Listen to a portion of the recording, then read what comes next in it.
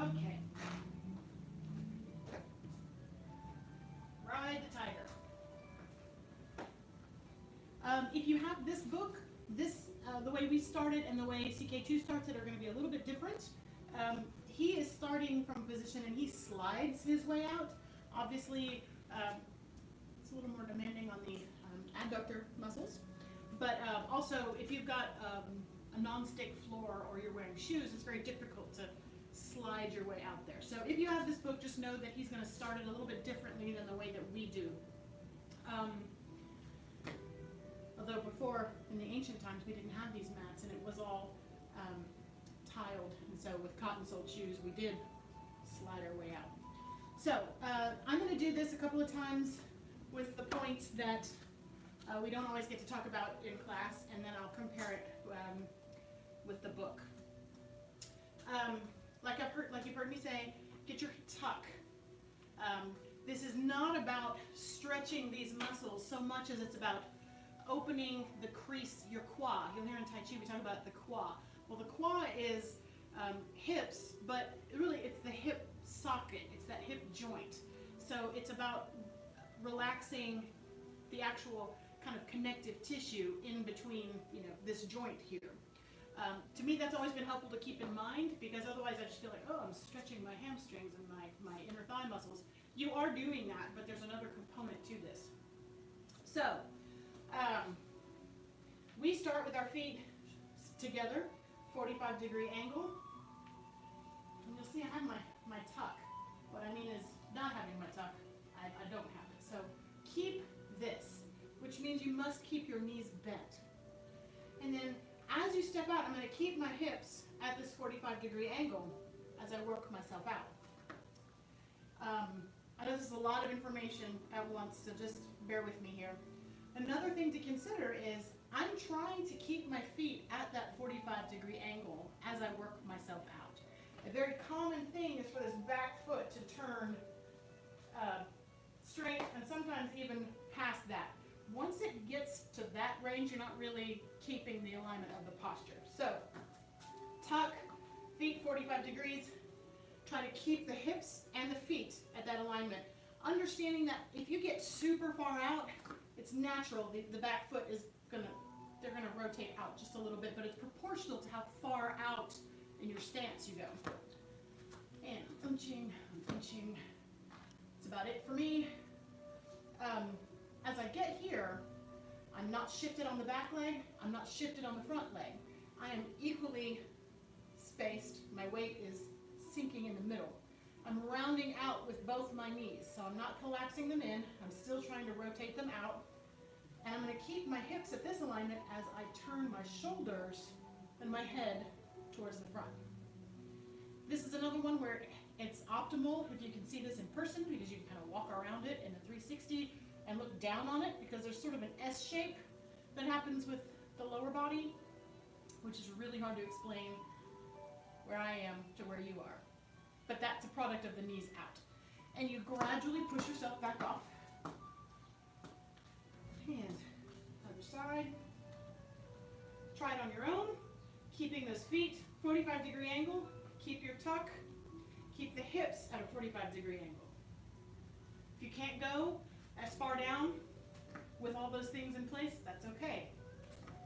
With practice comes improvement.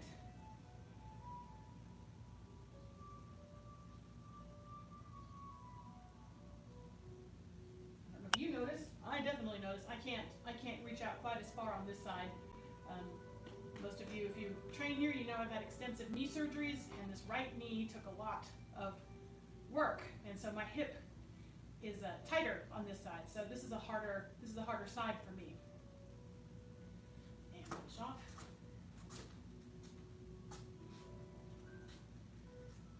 Let's see what else. No, that's the most of it. Feet 45 degrees. Keep that tuck. Round the knees out. Oh, yeah.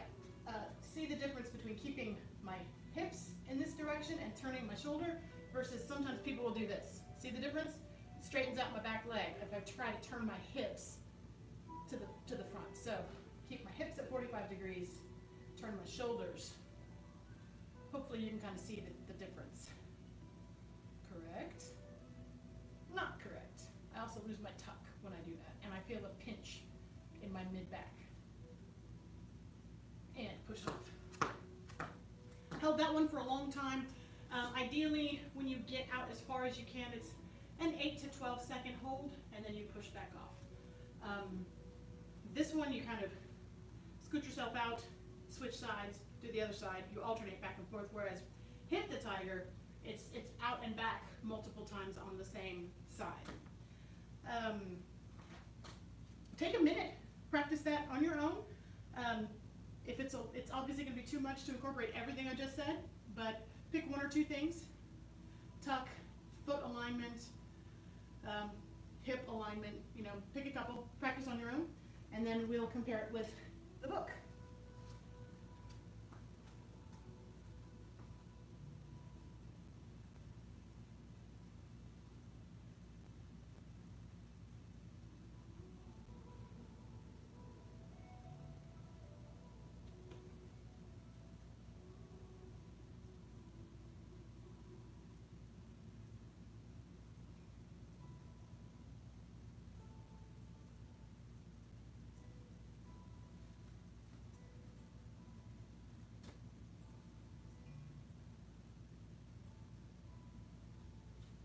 And I know in class sometimes it can feel like a competition. I have to get lower, and you will, but it's, as with all postures in Tai Chi, it's more beneficial, more helpful to your training, and easier on your body in a preservation kind of way to do the moves correctly and go to a higher limit. Like I can't push this any farther, but your alignment is correct. Then with repetition, practice, and time, most of the time, obviously if there's a serious structural situation, that's a separate issue.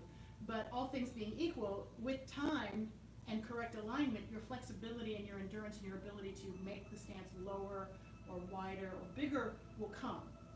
So try to temper that competitive spirit that we all have of like, I should be doing more. Just keep it correct. Go to your limit, don't push through that limit, and then with time, you'll be able to reap those benefits. I definitely have to consider that for myself. I don't know which camera to point these on. I might do two cameras here. So what I want to talk about here is, so he gets into it a little differently. He starts with his feet apart because he's sliding into the posture versus stepping out like we are. So it's a little bit different when he starts. But he makes a point to talk about how important it is for his feet to stay at 45 degrees. And as he gets way out there, this back foot has turned out a little bit, but it's still facing inward as much as possible. Notice his hip alignment and how relaxed his shoulders are. It's very easy to tense up on this one, and relaxation is really what we're trying to go for, even though we're working pretty hard. Okay. Everything he said is pretty much what I had said. The purpose of this is not to go as low as possible, but to hold your lowest position while maintaining key details: a relaxed body with tucked in pelvis, bent knees, the feet flat on the ground, and the weight on the heels and outside edges of your feet. That said, though, don't let the ball of your foot roll up. You want to keep contact with the heel, outside edge, and the ball of the foot. So this triangle support system, if this were the bottom of my foot. If you focus too much on the outside edge, this foot can kind of roll up and you lose contact. So always think also making contact with that ball of the foot. It's also important.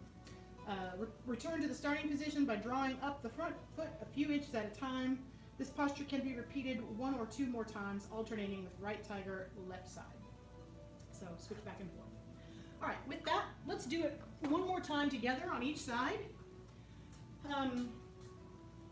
If you can, think about inching your feet out just a little, an inch or 2 more with this one. If you can't, think about trying to sink your weight lower in the middle, regardless of how far out your feet go. And pick a side and go. The benefit to doing this a few repetitions on each side is usually after a couple, you will find your flexibility has improved even just in one go with this posture.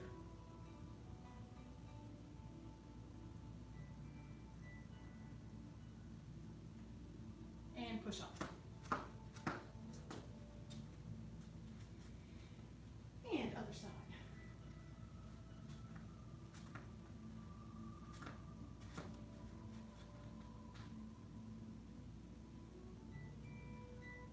So for me here, because this hip is, my right hip is cranky, I'm trying to sink, allow my weight to sink down a little bit more, which I can do after all these repetitions. It's less uncomfortable. I have a little bit better range as I sink. And push off. All right. Your hips should feel nice, warm, and open. And if there's no questions about this, obviously if there are, let us know. And next class on Thursday, we will probably move on to Phoenix Spreads Wings. And with that, we will bow out of our black sash training. Let's do our life skill, focused mind. Path of self-mastery requires a focused mind. A focused mind sees no obstacles. Path of self-mastery requires a focused mind. A focused mind sees no obstacles. Path of self-mastery requires a focused mind. A focused mind sees no obstacles. With that, black sash training dismissed. Thanks for being here. Go get a drink of water or whatever, and we'll be right back out and work on our flute.